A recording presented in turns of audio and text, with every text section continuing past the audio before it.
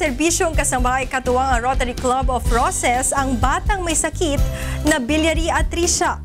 Ito ang balita ni June Soriao. Isa na namang kaso ng sakit na biliary atresia ang inilapit sa programang Serbisyong Kasangbahay. Ito ay sakit na mga sanggol kung saan ang bile ducts o daanan ng apdo ay hindi nag-develop.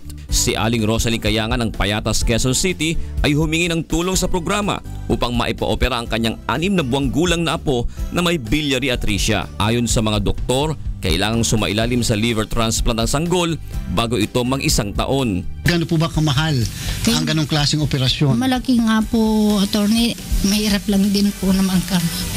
Hindi po namin kakayanin. Sa tulong ng Serbisyong Kasangbahay ay nailapit ang problema ni Aling Rosalie sa Rotary Club of Roces na katuwang ng programa sa advokasiyang makatulong sa kapwa. Medyo malaki talaga yung fund na kakailanganin. So hindi isa lang ang hihinga natin para mapa-opera natin yung bata.